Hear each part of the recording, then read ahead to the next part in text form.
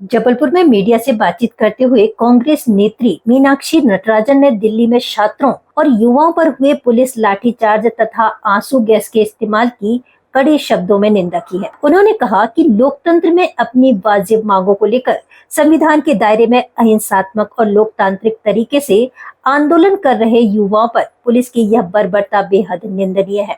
उन्होंने इसे भारतीय लोकतंत्र के इतिहास में एक काला दिन करार दिया और कहा कि गृह मंत्रालय के इशारे पर हुई यह कार्रवाई लोकतंत्र और संविधान में विश्वास रखने वाले हर नागरिक को झकझोर देने वाली है। सोनम वांगचुक को उनकी मर्जी के खिलाफ ले जाने और मनपसंद अस्पताल में न जाने देने पर भी उन्होंने सवाल खड़े किए। इसके साथ ही उन्होंने नीट परीक्षा से जुड़ी निराशा के कारण आत्महत्या करने वाले छात्रों के परिवारों के प्रति गहरी संवेदना व्यक्त की और घायल प्रदर्शनकारियों के जल्द स्वस्थ होने की कामना की। नटराजन ने कहा कि किसान आंदोलन, CAA, NRC विरोध और भारत जोड़ो यात्रा के बाद संसद के गेट तक पहुंचने वाले युवाओं और छात्रों का यह आंदोलन लोकतंत्र में एक बड़ा टर्निंग पॉइंट साबित होगा। उन्होंने सत्याग्रही युवाओं के साहस की सराहना करते हुए कहा कि अपने अधिकारों के लिए निडर होकर आवाज उठाना ही देश का असली भविष्य और वर्तमान है।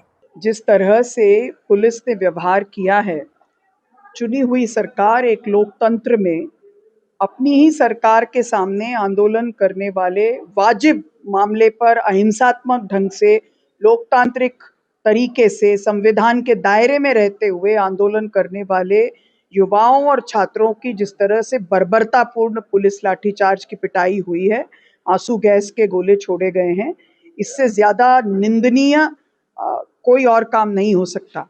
मुझे लगता है कि भारत के लोकतंत्र के इतिहास में कल का दिन एक काले दिन के तौर पे अंकित होगा और ये हम सब लोगों के लिए, जो सब लोकतंत्र में विश्वास करते हैं, जो बाबा साहेब के बनाए संविधान पे विश्वास करते हैं, ये हम सब के लिए एक तरह का कल का जो दिन था वो सबक था।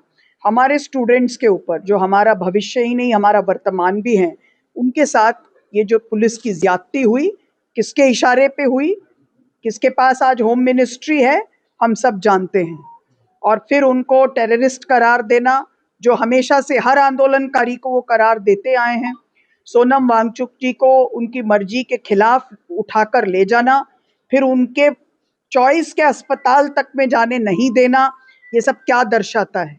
साथ में मैं उन वीर हमारे युवा साथियों पर फख्र करती हूँ और ये भी कहना चाहती हूँ कि कल उन्होंने जिस तरह से कहा कि आप चाहें तो हमें मार लें, उन्होंने हम सब की अंतरात्मा को झकझोरा है।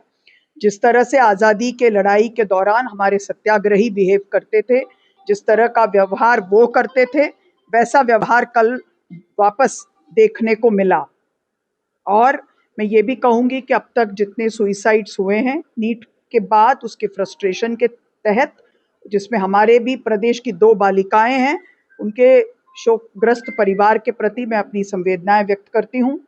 जिन लोगों का इलाज चल रहा है उन सबके शीघ्र स्वास्थ्य लाभ की कामना करती हूँ, जो कल के प्रदर्शन में जिन पर बहुत बर्बरता के साथ जिनके साथ पुलिस ने व्यवहार किया है।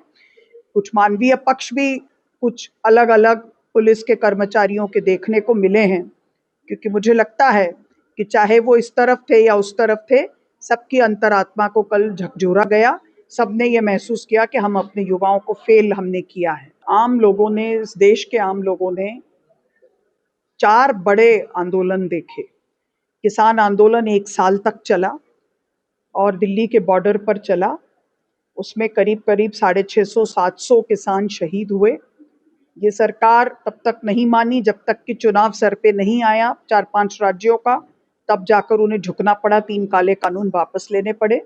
CAA, NRC को लेकर जिस तरह से महिलाओं ने निरंतर संविधान की किताब के साथ अल्पसंख्यक और बहुसंख्यक महिलाओं ने जो प्रदर्शन किया, जिस तरह से 3,500 किलोमीटर पैदल चल के राहुल जी ने नफरत ग्रस्त बनाने की कोशिश को मोहब्बत की दुकान से निगेट किया, जो उन्होंने एक शुरुआत की।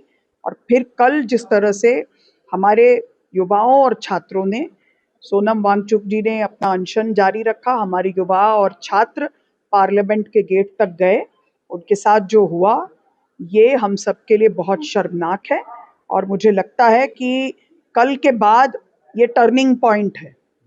और मैं ऐसे देखती हूँ कि हमारी आज़ादी के संग्राम में भी जब हमारे युवाओं और छात्रों ने आगे बढ़कर पुलिस की बर्बरता का सामना किया, वो एक टर्निंग पॉइंट बना। हम सबको भी वो क्षण प्रेरित करता है और हम सब सड़क पर हैं। हम सब आशान्वित हैं कि हमारा हर संघर्ष लोकतांत्रिक होगा, अहिंसात्मक होगा, संविधान के दायरे में होगा, लेकिन इस सरकार को बेनकाब करने की जो कोशिश पिछले सालों में हुई है, वो कल से पूरी तरह से जो उनकी असलियत है, जो उनका असली चाल चरित्र और चेहरा है, वो उजागर होना शुरू हो गया है। किसान आंदोलन में भी सारे किसानों को खालिस्तानी और न मालूम क्या क्या कहा गया। पिछले समय में हर आंदोलनकारी पर रासुका लगाने की कोशिश होती है। पिछले समय में हर कोई जो प्रधानमंत्री और सरकार का विरोध करते हैं और वाजिब मुद्दों पर करते हैं, उनको देश का विरोधी बताया जाता है।